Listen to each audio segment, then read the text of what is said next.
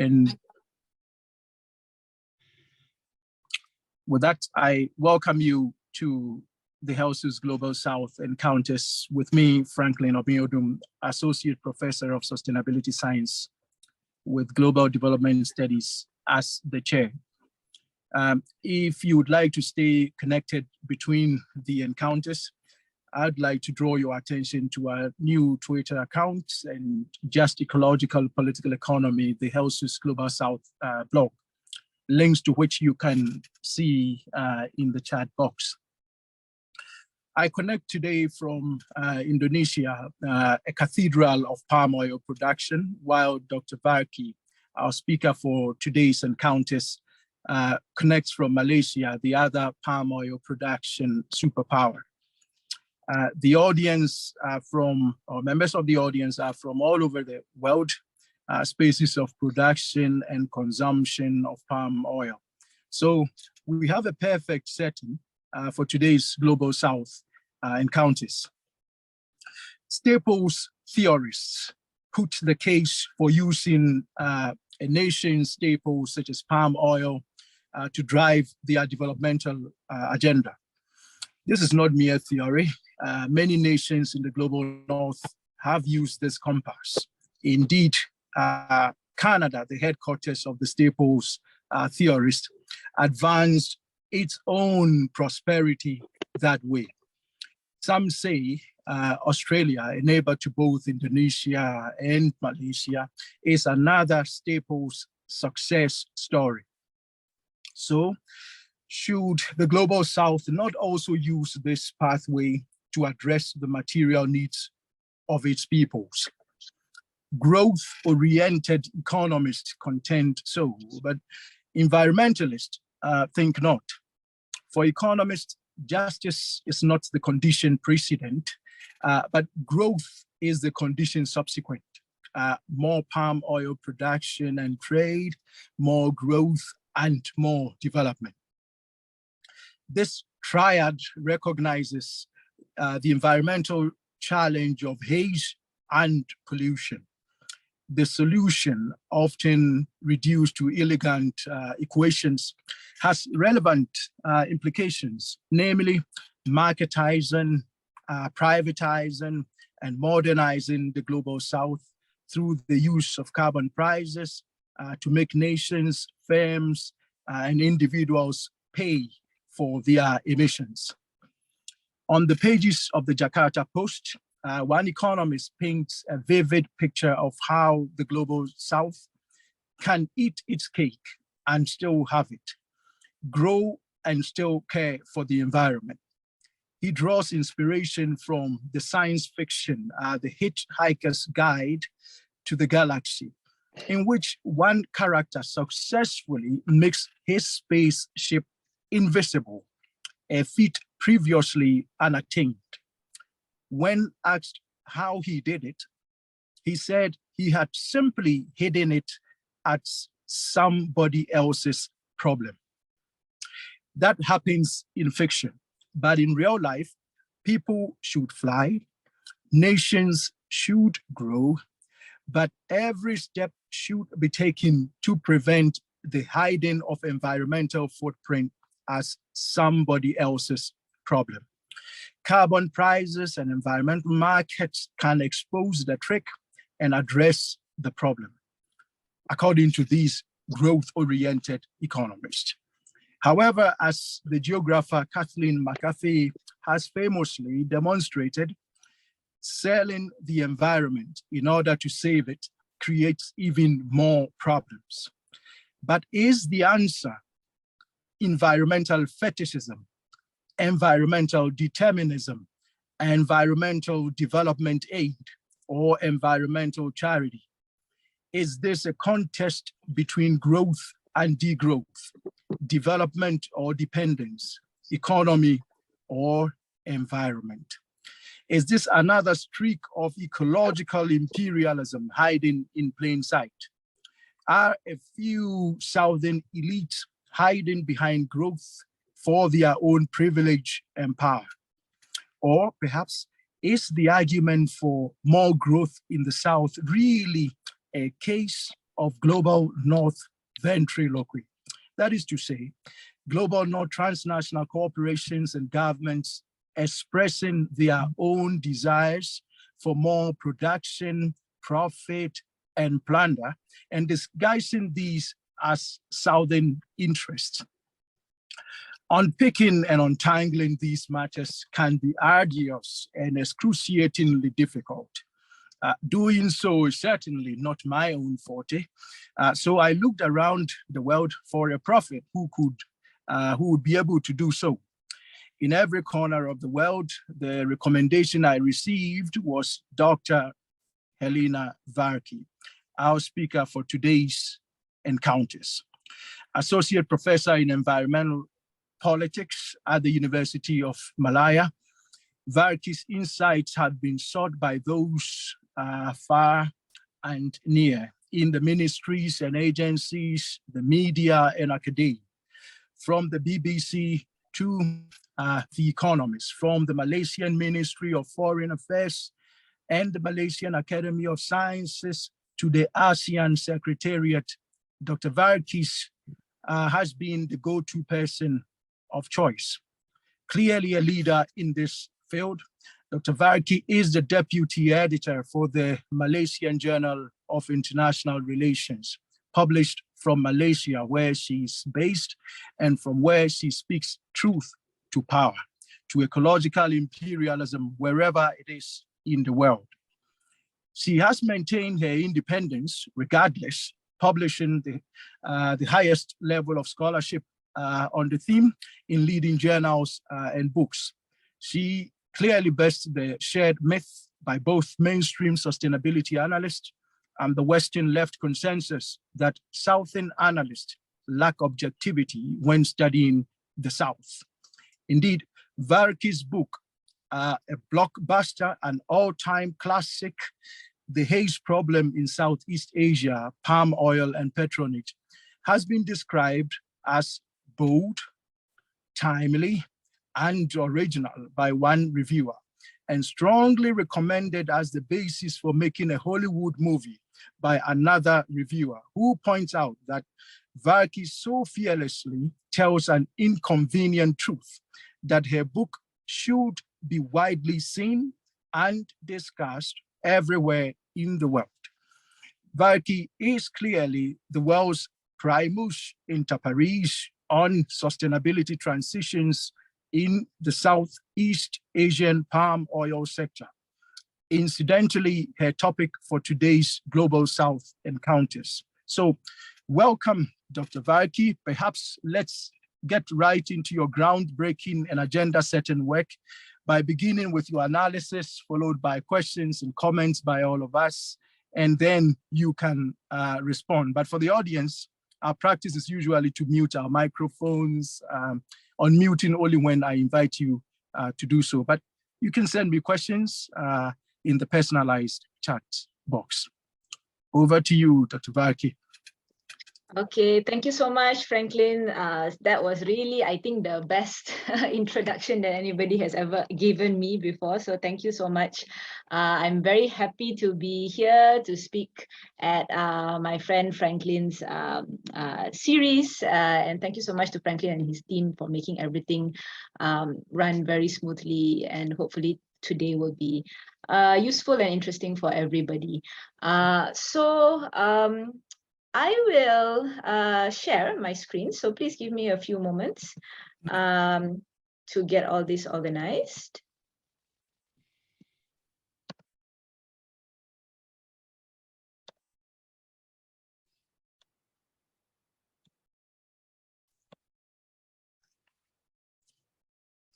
Okay, please let me know if that looks all right. If it doesn't, it's beautiful. Okay, thank you so much. So Franklin mentioned the Hitchhiker's Guide, and it reminds me of our time when we were studying together in Sydney.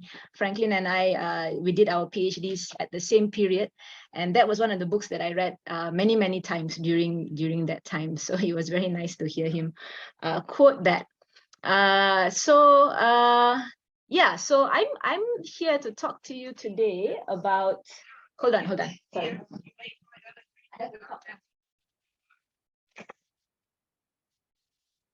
Sorry, I forgot to lock my door. My kid was coming in. I'm going to talk to you today about sustainability transitions in the Southeast Asian palm oil sector. So I've given a bit of a additional title there, palm oil versus the world. So I would invite you to think about, in what way is palm oil actually competing or facing up against the world today in various ways. And I hope that what I share with you today will sort of bring us along on some interesting thoughts in that direction. So this paper is actually, this talk is based on a paper that I'm currently developing with my colleague Karen Siegel, who is at the University of Munster, and she is doing very similar things. But as myself, we are looking at commodities, the politics of commodities in the South, but she is looking at soy. So both of us were trying to develop sort of an idea about sustainability transitions that is, perhaps common in different areas in the South, Southeast Asia and Latin America for soy. So today I'm going to be speaking about my part in this little project that we are working on. So some of the questions that we pose during the development of this paper, they are twofold. The first is, what does the current drive for sustainability transitions in industrialized countries or in the North mean for sustainability politics in commodity producing countries in the South? So what does the drive in the North for sustainability mean for us here? How does it affect what's going on here? The second one is, what implications does this have? What is happening in the South? What implications does this have for the North? So we are trying to see in both directions. So how does one side impact this side, and how does this side then again impact the other? So I'm going to try and tell you a bit of a story about the sustainability transition in palm oil as I see it from the Southeast Asia, and how we can apply these two questions to it. So this is, I think most people have maybe seen a variation of this infographic. Basically, the message, which is very simple, is trying to communicate the idea or the fact that palm oil is not only the most used, the most efficient, and the most cheapest. Well, the most important part about palm oil is that its efficiency. It is the most efficient compared to any other vegetable oil that is currently on the market. What that means is that it actually takes less space to produce palm oil, significantly less space to produce the same amount of palm oil compared to any other crop. And because of this, it really means that anything that wants to compete against palm oil is really hard to do so, because it will just mean that more land will have to be used in any other oil. So this is the issue that we are sort of the blessing, but at the same time, it can be a curse for palm oil. Okay. And Southeast Asia is basically the central producing countries in the world. We are Malaysia and Indonesia are the biggest producers, and we have other countries as well, but very minor producers. The reason for this is because we are perfectly our weather is perfect for palm oil. Palm oil grows at a very narrow band of about 10 degrees north and 10 degrees south of the equator. Above or below that, it doesn't grow well, and Malaysia and Indonesia are right smack in this perfect sweet spot. So we have warm weather, we have wet all year round.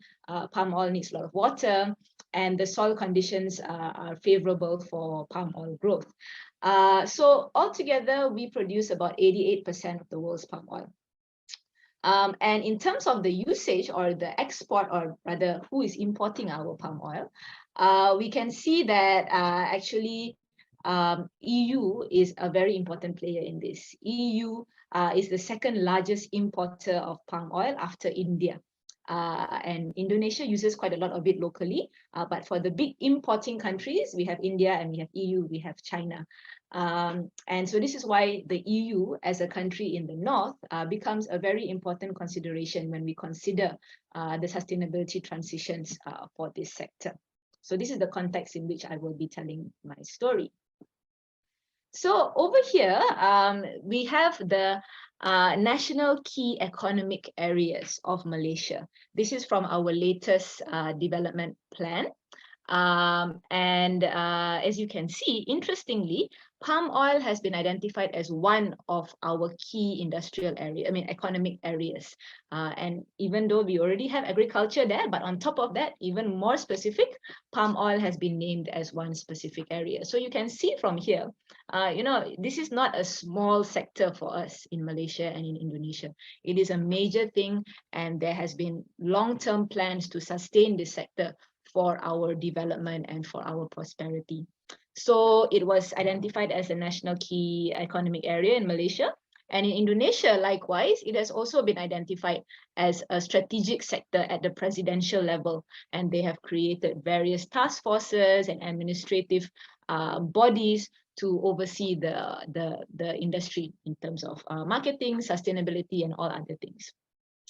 And palm oil is actually the fourth largest component of the Malaysian economy, and basically its largest agricultural sector. It is our crop, basically our golden crop, which is sometimes being used to describe it.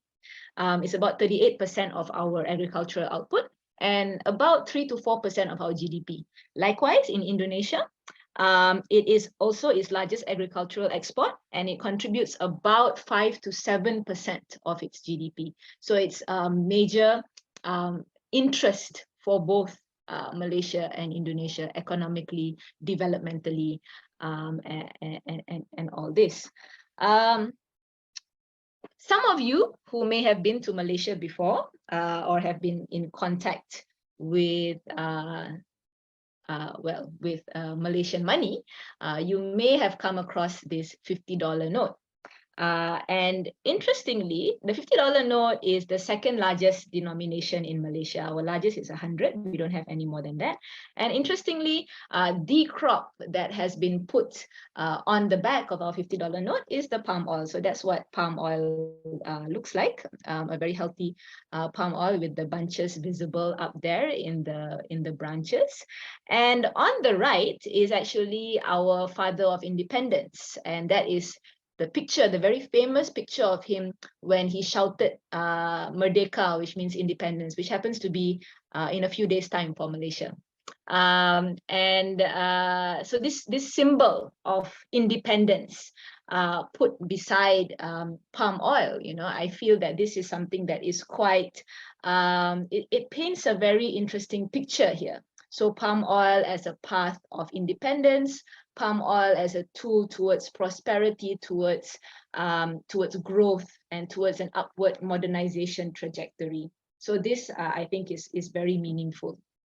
And indeed, government actors for decades have really promoted the agenda that palm oil is bringing development, bringing prosperity, bringing modernity, not only to the country as a whole, but to rural areas specifically.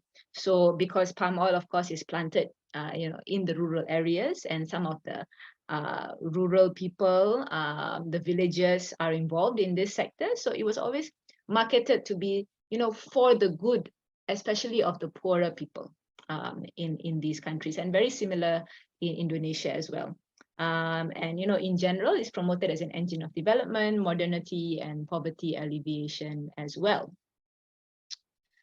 And this goes back quite some time.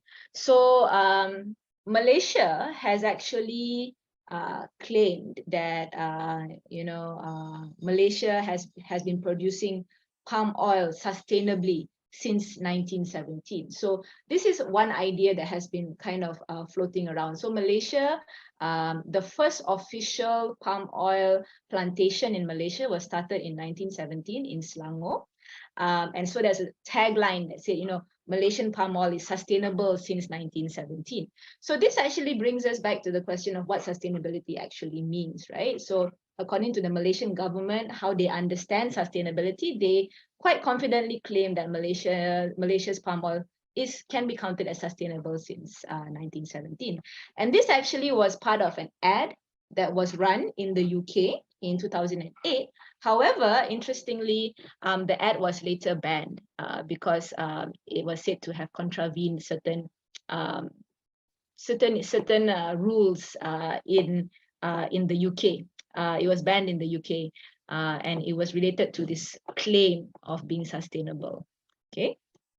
However, apart from this ad that ran in 2008, actually sustainability was not really a major part of the Southeast Asian palm oil discourse until a bit more recently.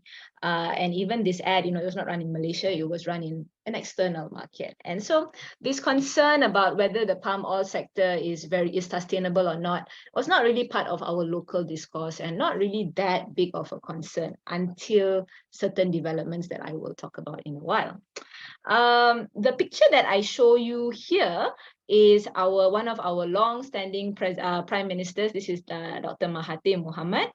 And he was actually a very prominent leader of the developing world during his time, and even until now, he is still alive.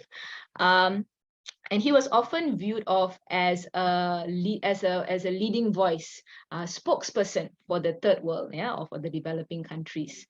And he was invited to speak at the Rio Earth Summit in 1992. And the message that he brought there was actually a message of, calling out certain practices of neocolonialism. And he claims that, a continued practice of or allowance of neocolonialism, associating sustainability with certain expectations, can threaten developmental opportunities of the global South. So even back in the day, 1992, he already raised concerns, that sustainability pressures from the North may actually work contrary to what it's perhaps supposed to by stifling the opportunities to develop of the North.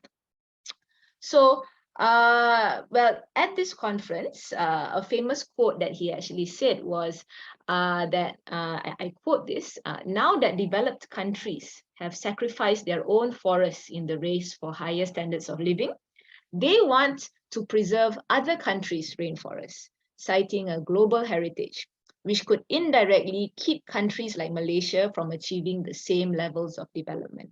So he called out this practice and said that it's not fair, basically, that certain countries in the North is asking us to keep our forests intact when those countries in the North already got rid of their forests. So it's an argument of justice, basically, an environmental justice argument.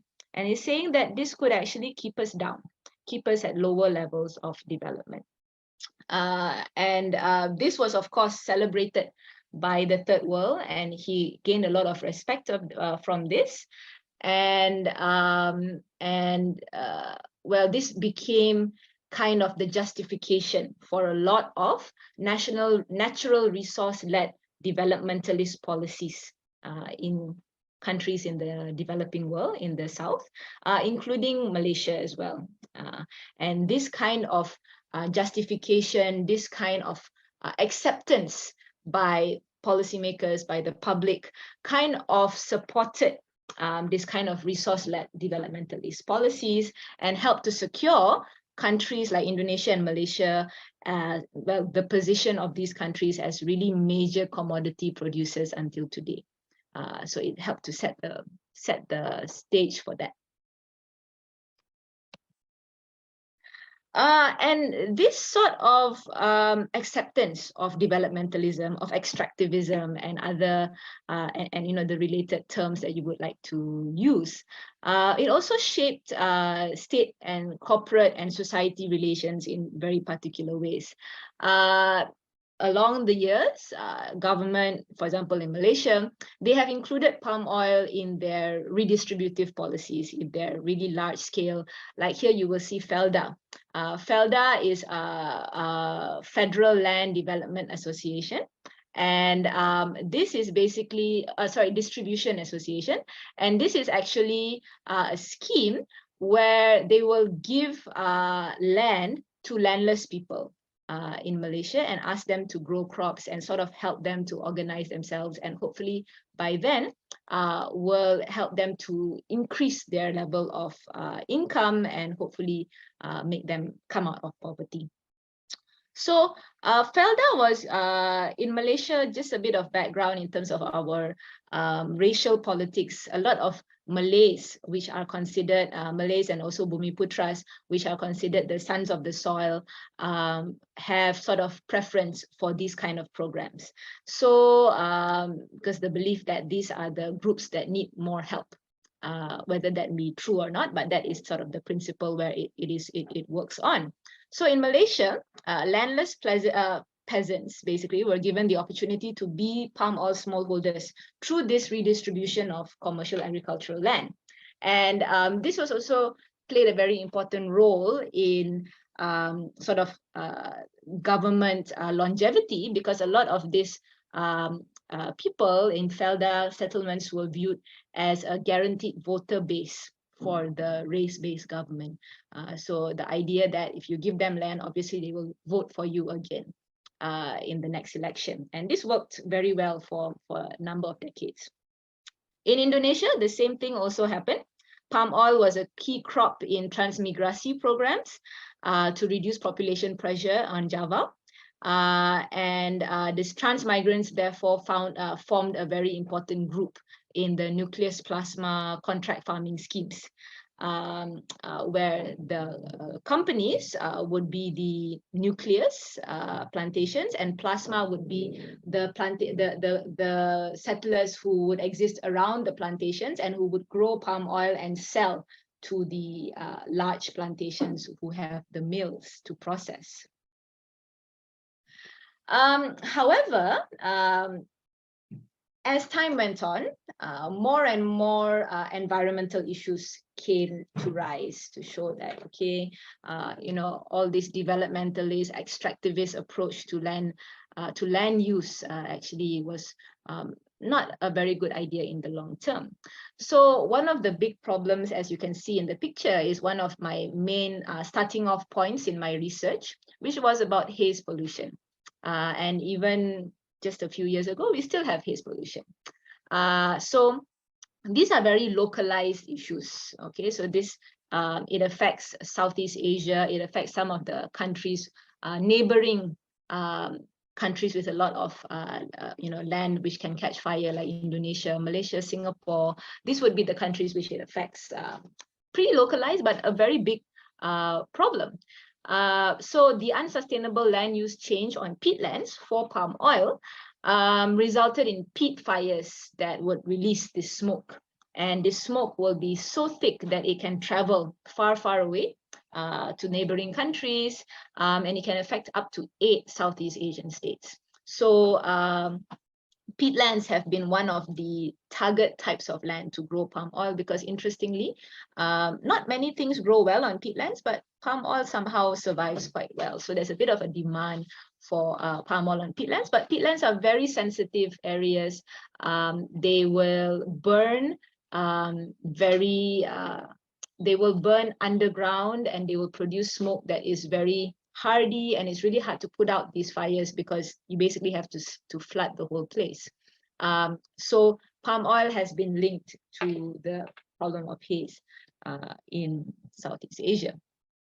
There's also been various social issues that have come to rise from palm oil expansion in these countries. So one of the things that I looked at very closely is patronage networks.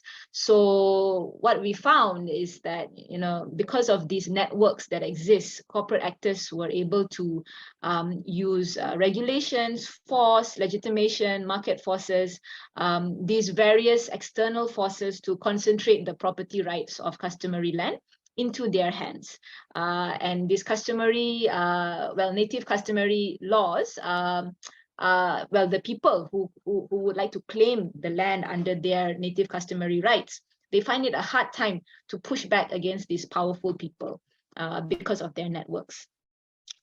So because of this, the companies have really been able to been granted concession permits to vast tracts of land despite contestation by locals, as you can see in the picture. And this has led to a displacement of natives. And not only that, natives are displaced, but also their livelihoods are at stake. So for example, in Indonesia, I spoke about transmigrants earlier.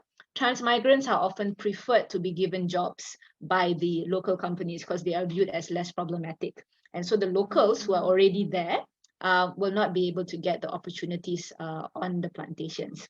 Likewise, in Malaysia, the sector is about 70% foreign labor. So the argument, or rather the notion that palm oil may be bringing prosperity to the rural areas is not an entirely full story. There's some gray area to this. So those are some of the local issues that have come into play. International issues also are important in this consideration. What I want to, or rather what our paper wants to explore is the difference between the local and the international issues, and how what we want to argue is that the international issues actually have been focused on, has been more influential in palm oil transitions, sustainability transitions, rather than the local issues. Because palm oil is such an important global crop, global commodity, and the multi-scalar nature of all of these problems that it brings. So over time, there are a lot of Western-based civil society movements that have highlighted the link between palm oil and global issues like deforestation and biodiversity. So this chart actually shows deforestation related to palm oil, which is quite a concern. This basically has soiled the reputation of palm oil worldwide, and it led to certain boycotts of items containing palm oil. And there have been, some really targeted campaigns like this Killer Kit Kat campaign by Greenpeace, and also the Rang Tan advertisement, which some of you may have seen. Now is also banned. Interesting how a lot of advertisements related to palm oil has been banned. So this was some of the backlash from the north, so to speak. There has come a lot of global attention on human and labor rights, and this is again sort of a northern issue. In the south, it's quite normal for family farms to have children helping after school and stuff like that.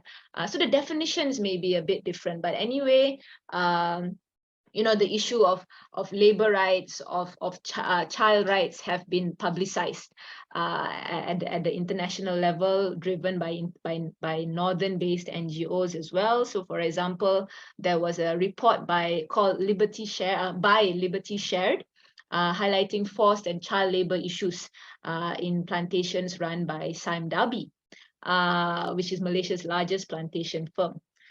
This resulted in some of our palm oil shipments being blocked from entering the US. So this is an obvious show of how this can actually limit market access. So Sime Darby has actually spoken back and said that, these are isolated issues. These are kids helping their parents, but there are still some underlying issues as well. So these Western critiques actually have somehow actually strengthened nationalist sentiment, both among the government and also among the public. And the narrative is actually to defend Indonesia and Malaysia's continued right to develop by way of extraction and continued right to access lucrative markets. So as you can see in the picture, this is an example of a protest by farmers, by small farmers, saying that this is unfair to us, that there's a lot of pressure from the international level asking us to change or not wanting to buy our palm oil. And so both countries basically responded that this way. So in Indonesia, They called this the Black Campaign. There was a Northern Black Campaign against palm oil in the South that is designed to bring us down and to keep us underdeveloped. Some of the contra campaigns was Sawit Baik, which means palm oil is good. And in Malaysia, there was this idea, Sawit Anugerah Tuhan, which means palm oil is God's gift. So this sort of very combative against the pushback from the North. This was what was developing in terms of the narrative. However, that being said, local sustainability transitions did happen, and we can sort of roughly trace this back as it kind of matched the shift in the Western appetite for the concept of sustainable palm oil. So if you see the boycotts before this, it was all around the idea of palm oil is bad completely. Nobody should be buying palm oil. Nobody should be using palm oil. This was what the Killer Kit Kat campaigns were about.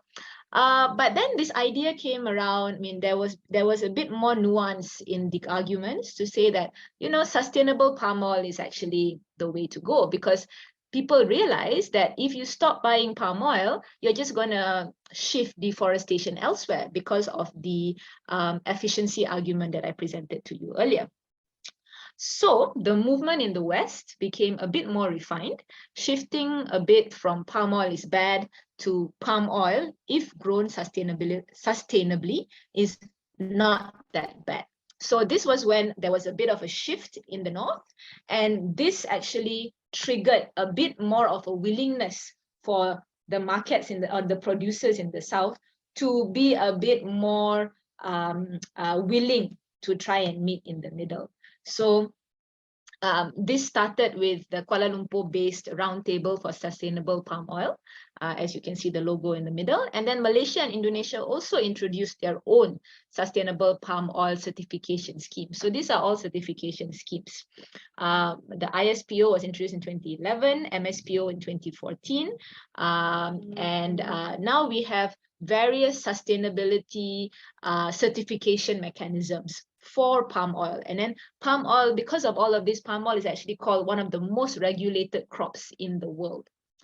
And this roundtable concept, the Roundtable for Sustainable Palm Oil, was actually quite embraced by various local producers, civil society, and communities as sort of a middle ground to address the concerns of international markets to maintain or gain market access, while also defending their national interests.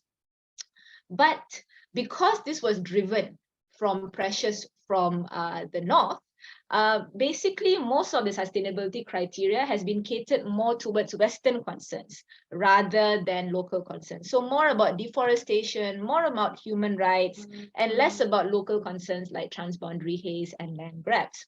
So for example, the RSPO has a strict cutoff dates for new plantings that replace primary forests, but it only encourages voluntary commitments to avoid planting on peatlands. So it has a bit of a double standard there, focusing more on what the North wants rather than what is best for the local people.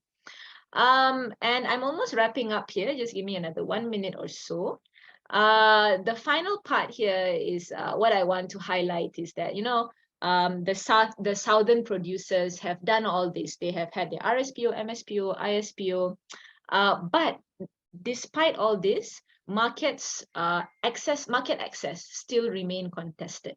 Okay, so even though there's a lot of RSPO certified palm oil in the market, only about 50% of RSPO certified palm oil is actually sold as RSPO certified palm oil, which means that sold at a premium, because it takes more money to produce RSPO certified palm oil, but not all buyers are willing to buy at this higher price. So the producers who actually have invested their time and money into producing RSPO certified palm oil, they are actually making losses because they are unable to sell all of their certified palm oil as such.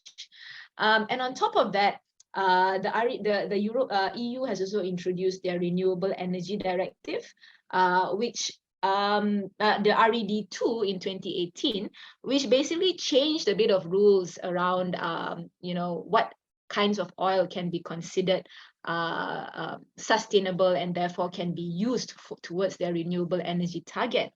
And palm oil, the way of the calculations meant that palm oil would almost automatically be disqualified to be counted towards this target.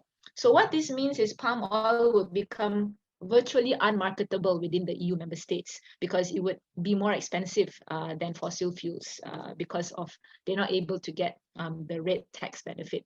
So it's a bit complicated, but basically what this means is that there are certain policy barriers that may block palm oil from coming into the EU in the future, in the near future, as biofuels because of certain calculations that do not consider what palm oil currently is doing as sustainable enough. All three of the schemes have applied to be qualified under EU RED 2, well, the criteria for imported biofuels, but they have all been rejected. So, you know, all of the effort that has been put in by the developing countries has, you know, still being seen as lacking by the buyer markets. So in conclusion, developmental narratives, which is contextualized within this ecological imperialism framework, has served to justify the extractive approach towards natural resource extraction in Southeast Asia. And this has also served to stifle or sideline localized environmental and social sustainability concerns. However, due to the dependence on exports, sustainability transitions have been shaped by the demands of importing states, which kind of match the more global concerns, as I have mentioned just now. The problem is the global markets have not kept their side of the bargain. They have not been buying sustainable palm oil, and there is a risk in the future of even more market closure, like with RED. So I view this as a very crude sense of ecological imperialism. We are expected to follow the expectations of the North, but we should not expect much from the North in return. So I think this is a problem that I will leave at that, and I would welcome some more discussions on this in our discussion session. Thank you very much. Thank you so much, Helena, for your very thought-provoking talk. Your use of the $50 note is definitely original, and I can see myself encouraging students to follow this very novel way of presenting complex political, ecological, and political economic analysis. I will use my position to ask a few questions before I open the floor. Two of them I consider burning. And I use burning advisedly, knowing that we are talking about palm oil here.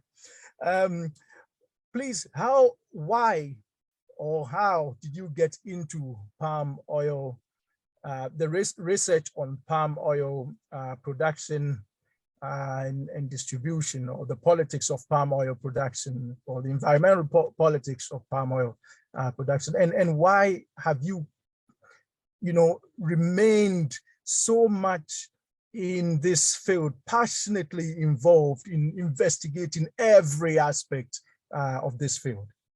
Yeah, thank you so much. That sometimes is a question that I sometimes find quite surprising in itself, because I did not set out to study palm oil, as I think a lot of us do that when we start looking into an issue. It kind of takes us in whatever path that the data tells us.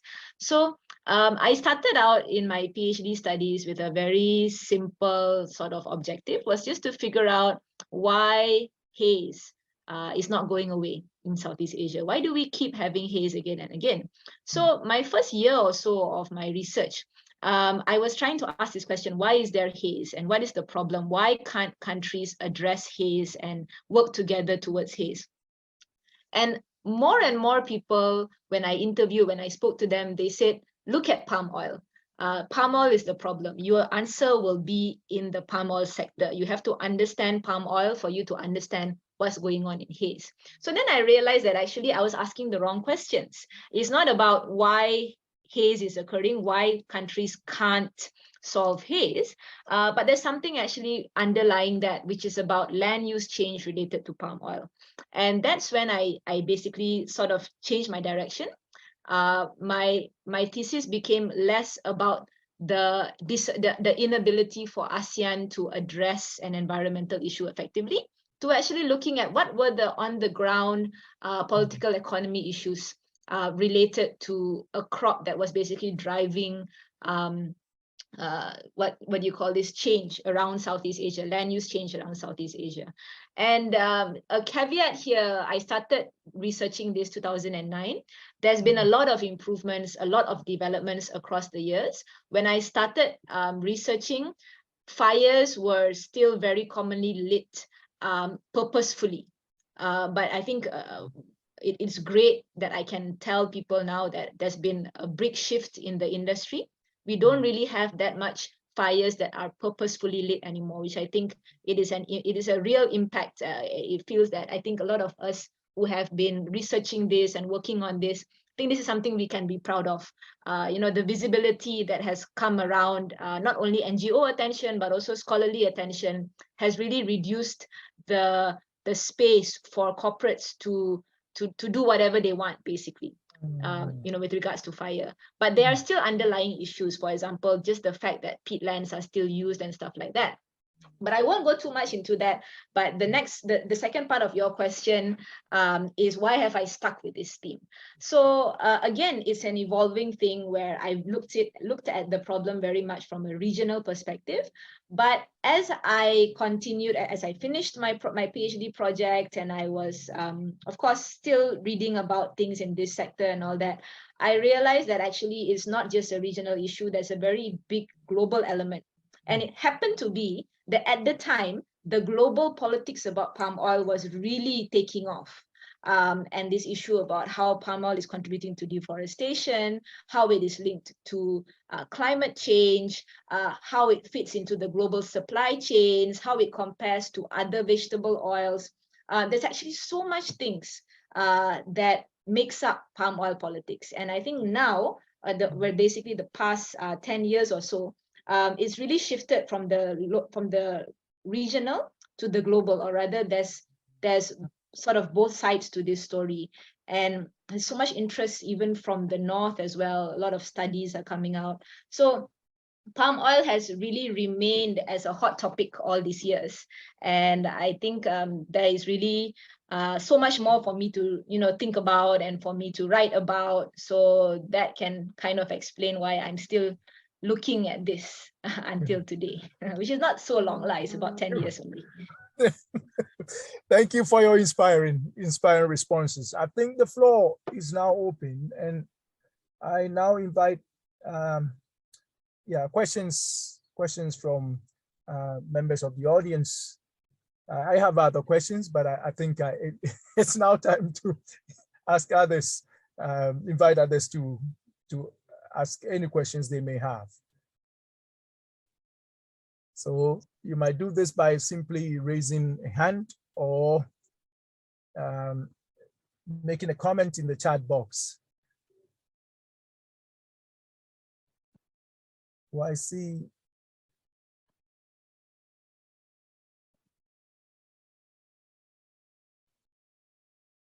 the question there. No, I think some. Yes. Sorry, Dr. Franklin. There's a question, but I didn't see the hand. Yes, please go. I'm so sorry. I was trying to click. It's taking me longer than expected. Please go for it. Just introduce yourself and ask the question. Okay, my name is Adam Babagana. I'm a PhD student at Dusha University in Kyoto. Yes, thank you very much, Dr. Helena, for your fascinating presentation. It's refreshed my memory of my first-hand experience with the haze in Kuala Lumpur, sometime between 2014 and 2016. I recall that at some point it can get worse to the extent that schools will have to be closed, I think, for some days. it was a very strange experience for me, I must admit.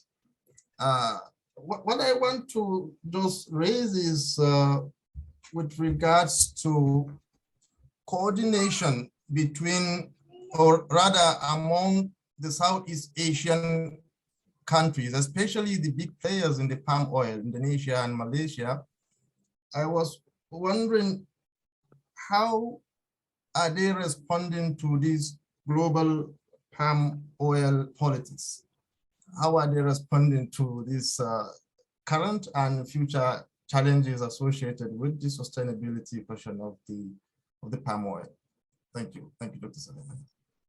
Thank you so much. That's a really good question, and it's something that I have been looking into recently as well. So obviously, it's a really important and quite obvious question in the sense that, of course, we have these two big players who are basically dominating the market.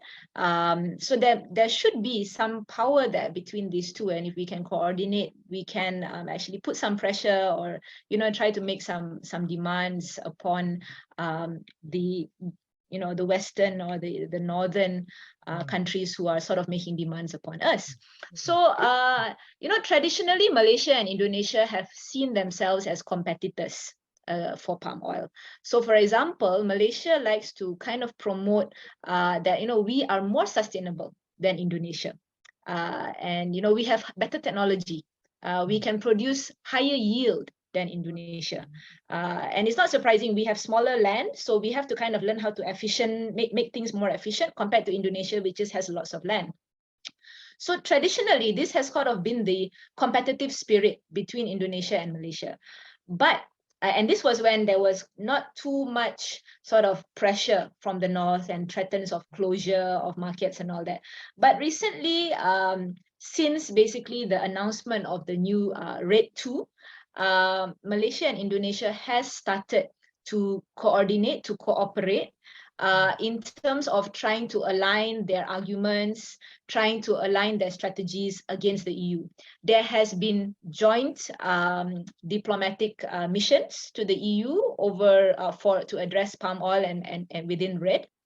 There has also been the creation of the CPOP-C, which is the Council for Palm Oil Producing Countries, which were created by both Malaysia and Indonesia with the objective to align the MSPO and the ISPO to make sure that both of the countries' certification systems go on the same path. So that means to standardize the definition of sustainability between the two countries so that it will be easier for them to argue at the international level. So there is this form of, maybe still in the infancy stage, but it is happening. I think the countries do realize that they may need to really work together in this sense. But that being said, because both countries have place such an importance on market access, sometimes they can kind of forget that they're supposed to cooperate and kind of get a bit sidelined. So, for example, that day when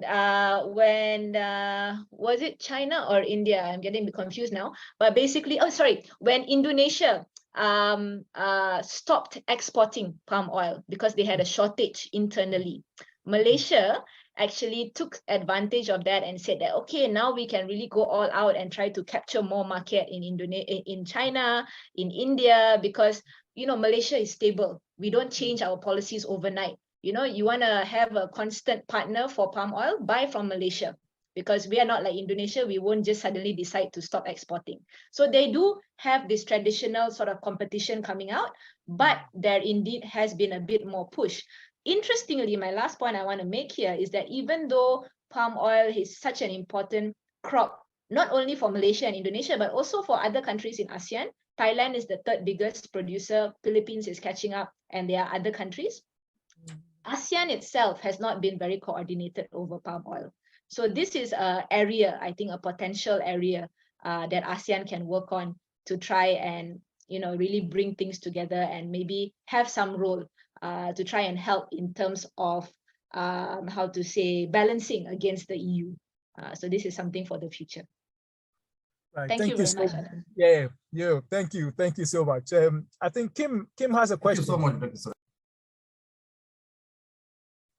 Okay, I'm Kim Yrjälä, and Yes. I'm doing research in tropical peatlands in Malaysia. And I have joined, I have Kim, been. Sorry, Kim, you are welcome to turn on your video at this stage if you so wish. But yeah. Okay, sorry. It's up to you, though. Yes. Yeah, okay, sorry. Yeah, so I'm really interested in, sorry.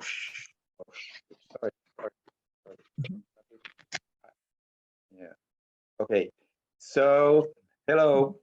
Yeah, I'm interested in these certificates that they are trying to certify the Malaysian palm oil. And I realized when I visited this Malaysian Palm Oil Board big meeting, I think 2 years ago, I understand how big thing this is for Malaysia. And now my question to you, I mean, thanks for a wonderful talk. I mean, so nice. I got all kinds of thoughts from here, but I would like to ask you that, do you know anything about the Malaysians should be able to improve these certificates, I think, but now you're told that the EU is still not, think it's good enough, but still how to improve the sustainability of palm oil production. So do you know now that, have they stopped completely to cut the rainforests in Malaysia, not to make new plantations? I mean, in practice, I mean, they say they don't do it, but do you have any figures or anything? And yeah, and then I wondered, do you think that this certification of Malaysian palm oil would be still a good road for them to continue in Malaysia? Okay, thank you so much. Very good, complex question as well. And I think in terms of whether or not there has been a stop in deforestation, so for palm oil. So for Malaysia, we have goals.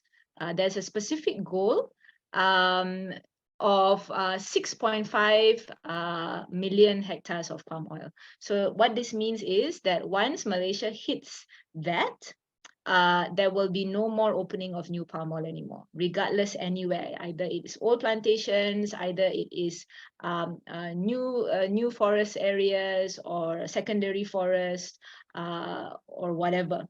So currently it's about 5.8 million. So there is still some space to grow. So the good thing about this is that at least we have a ceiling. Indonesia does not have a ceiling yet. Hopefully they will soon.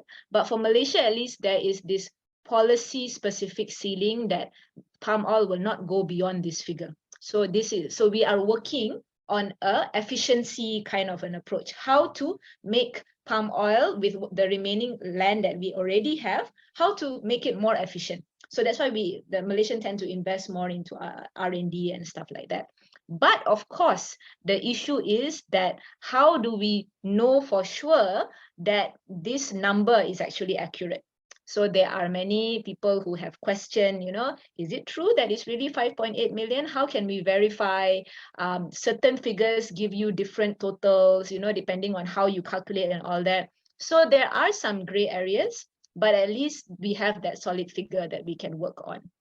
So in terms of deforestation, or in terms of conversion into palm oil, or maybe we can just use the term palm oil expansion, there are clear limits for Malaysia at least.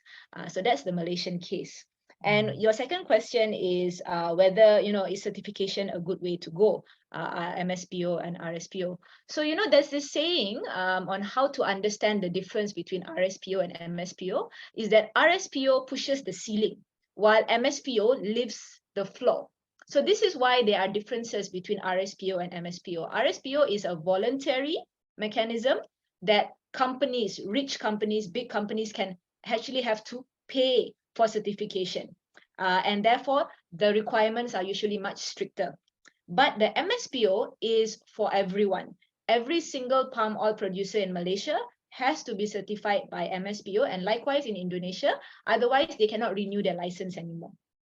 So this is what it means by bringing up the ceiling. What this means is all the producers, even the small tiny farmers, need to follow MSPO requirements. And this means that everybody has to be educated, has to be aware about sustainability standards in Malaysia and in Indonesia. So I think definitely, even though people argue it's lower, it's less rigid, but at least it is a blanket rule for everyone to be aware and to work towards that. And with all certification schemes, usually how it works is every year they will have a review and they will tighten things. And they will say, okay, we can increase our standard a bit higher. And it's a cumulative thing, and it adds on and adds on after a while. So I think the process is slow, but it's at least moving, it's at least transitioning towards that. And I think the requirement is more understanding by people in the north and the buyers that understand that this is a slow process, but at least there's some movement. So that's why I say that if there is too much closure of markets, it's very dangerous, because then certain producers will just say it's not worth me trying so hard to be sustainable if I cannot sell it to these markets that want sustainable products, and we'll just focus on India and China that don't really care. So that is the actual fear of trying to or rather believing that sustainability transition can happen overnight, and that is quite impossible. So I'll stop there. Yeah. Thank you, Helena, and thank you, Kim, for your question. Zachary from the Alexandria Institute at the University of Helsinki has a question in the chat box. I read it out loud. I'm working on an article comparing political materialities, global production networks of Urals quality crude oil and palm fatty acid distillate, PFAD, through the case of Finnish company Neste. I'd be curious to know how PFAD traceability is being framed and debated in Malaysia and Indonesia, and are there differences? Is this something that you work on, or it's different? Is it better for Zachary to write to you separately, maybe? Yeah, it's a bit too specific, and I believe this is a bit more related to the downstream supply chain, so right, beyond the plantation stage. So I'm so sorry, Zachary, I cannot give you an answer to that. But I think just at the last part about traceability. So traceability is something that I've been looking at, and maybe just a short word on that. This is a good example about, sometimes the North and the South, we are speaking different languages. Sometimes, maybe traceability is something that is very normal, is very widespread in certain countries in the North. And sometimes the North cannot understand, why is it so difficult to just do traceability in the South? Because we've been doing it for ages. But, there's particularities about the crop, the particularities about the processing, the process. You cannot run a mill unless it is full. If not, it won't be efficient, which means that you need palm oil bunches coming from maybe 10, 20 different plantations to put into the mill so that it can even start running. So you have to be able to trace all of these different plantations going into the same mill. It is very difficult to do.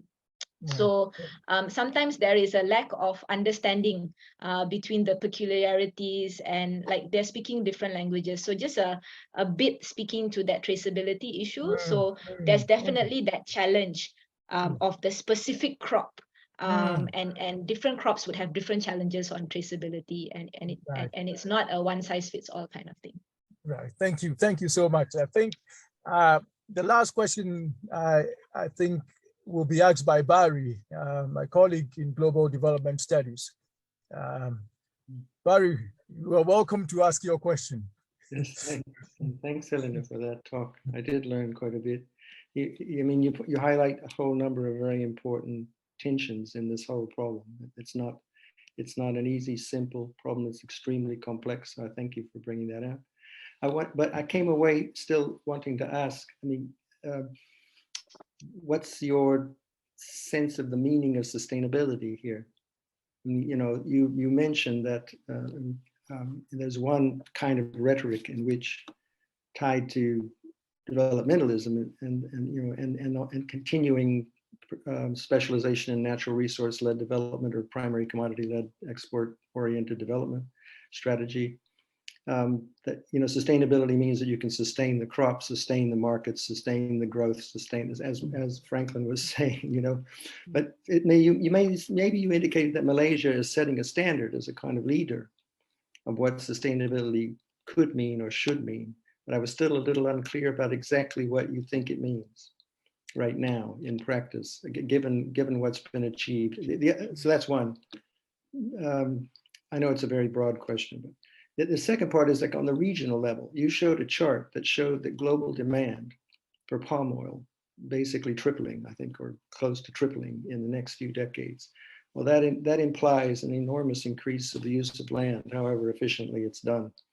And you're talking about new entrants, Thailand, Philippines, et cetera, maybe replicating some of the similar kinds of problems and tensions that come with rural development and primary commodity export production strategy, et cetera, all the things you've talked about, you know, in the Malaysia and to some extent Indonesia case. So, I mean, at the regional level, is there any sense of a framework being established? I mean, you talked about a council being formed, you know, to deal with this problem, because the implications on deforestation, on peatland use, on, you know, displacement of rural peoples, all these other things that have happened before. I mean, it's implied they might happen again on a rather larger scale regionally. And meanwhile, in terms of deforestation, pushing the parameters again to eliminate a great deal more forest across the region as a whole to meet this global demand, assuming that there would be market access. In terms of global demand, which I suppose is assumed. So anyway, just to see if you have some thoughts or some data about any of that.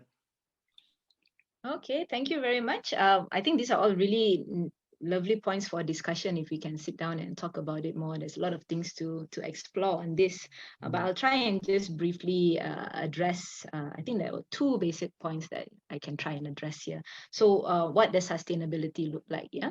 So I think in the palm oil sector, you know, there is not very much of a point, or rather, we cannot work backwards, meaning that whatever land has already been converted into palm oil, especially if it's things like peatlands, it's basically gone. There's not much way to rehabilitate them. The science on that is quite negative, unfortunately. So basically, what I would see as sustainable is to stop what is currently already being converted and manage it properly. And like I said, put more effort into R&D and intensify. So there's this idea in whether you want to intensify or whether you want to expand. So Malaysia, for some time, we have gone on this intensification direction. So we have been able to increase our yield, and we are quite a lot higher than Indonesia because we have limited land. But and so now also when we have this cap of the forest area, I think that's a good way to actually force us to go in that direction. There are a lot of ways, for example, you know, with having dwarf palms, growing really short palms so that they can produce for longer. So it reduces the amount of times you have to clear and replant and all that. And there are other ways to also use the right kind of seeds that produce more oil. And Malaysia is quite good at that. And there's also things like, you know, really reorganizing the smallholder system to make it more available or more efficient for farmers to get more involved in palm oil. Because actually, the infrastructure is what is important to get farmers into palm oil.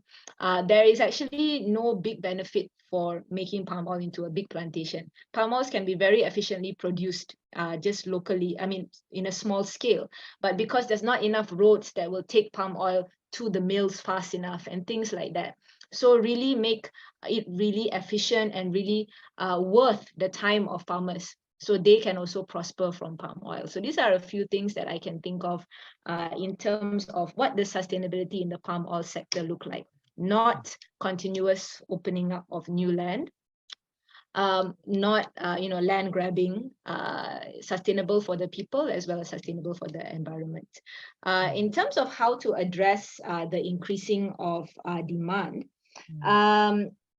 so the concern here is actually that the demand will come from all over the world, not just from Western markets or from Northern markets. And the demand will come from other countries like India and China as well. So the markets there are very unique. They are different from the West. There's not much of a demand for sustainable palm oil. So the trick or the challenge here is how to also ensure that there's enough momentum among the sort of sustainability concerned countries to give enough benefit or to give enough impetus for countries like Malaysia and Indonesia to continue on this path of sustainability without being distracted by bigger, more lucrative markets in places like China and India. So I think this is the challenge of the demand trajectory in the next few years. So what if the demand in India and China and Pakistan grows faster than the demand in the developing countries? That will be a real crossroad for Malaysia and Indonesia to decide. Which direction should we go? Should we maintain on our sustainability trajectory for a smaller market? Or should we just, cut our losses and go towards the less sustainable markets, which is easier? So this becomes a policy issue. This becomes a leadership issue. So this one will be a bit more harder to manage. I mean, a bit more, it will require very strong decisions to be taken in the future. So I think I will stop there. Yes, thank you very much. Ayami, I'm afraid I need to bring this to an end, unless you really want to make your question really, really quick and brief, otherwise. I don't mind, Franklin, I don't mind if people also don't mind. Okay, Ayami, please, you have you can ask the question, but if you could kindly be brief. Hello, can you hear me? Can you hear me? I cannot hear you. Yes, I think we can hear you, but can you hear me? Yes. Oh, okay. Yes. Hello, I'm a research associate on the Fair Frontiers project. I'm working with Grace Wong, Professor Grace Wong. Yeah. So actually, Helena, this question will be short because you actually kind of answered my question like 10 seconds ago. I was going to ask about what the implications are if China and India and these countries who do not have necessarily the same agenda for sustainability or and looking at how to improve the social and environmental issues in Malaysia and Indonesia and other palm oil countries. And you also were talking about how that would be very challenging. So just like really quickly, so far from what you have seen, for example, China has been very enthusiastic recently with foreign direct investment in palm oil in Malaysia. And so just looking at all these like political movements recently between China and Malaysia and also maybe Indonesia as well, what are your thoughts? Like, what do you think the sustainability agendas would change? Will it, I don't want to say the word backwards, but will it kind of stall, or do you think that within Malaysia, Indonesia, there'll still be like some sort of momentum going on within the local stakeholders? Yeah, thanks. And of course, very happy to see, oh, sorry, am I mute? Okay, no, I'm not. Yeah, very happy to see you. I have not met you before, but I have worked with Grace on the project. So I hope that I can get an opportunity to meet you. And I think I see some of the other, your other team members also, the names I seem familiar. Yeah, and basically, what does this mean, right? China is, working together with Malaysia a lot more nowadays in their investments, and India is a very unique market by itself. So how does that? What does that mean for Malaysia's sustainability transition? Actually, interestingly, this I think comes back down to the definitions of sustainability. So like we said, RSPO has a bit of a stricter definition. MSPO, ISPO, they are slightly lower, right? And interestingly, for China, China has actually been one of the big supporters of MSPO, especially in industry groups. So for example, if I'm not mistaken, the Beijing Olympics, they actually recognize MSPO. Small things like this, and there were a few other China industry groups that also recognize MSPO and said that their products have to be MSPO compliant and stuff like that.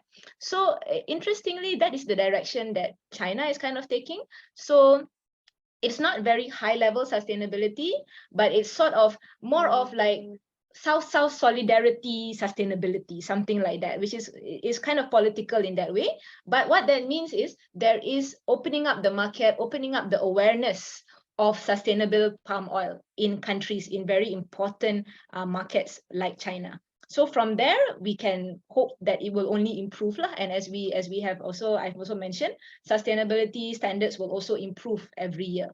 So it does not mean that China and India are totally uninterested in sustainability, but I think they have taken a much more softer route, a much more strategic route. We support you in this highly political issue, you support us elsewhere, something like that.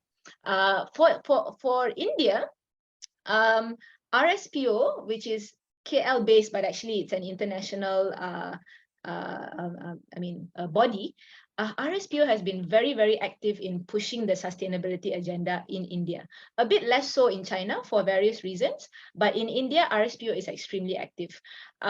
India, the potential for interest in sustainability transition is quite high because of their, very highly rising middle class, educated, internationally educated middle class and stuff like that.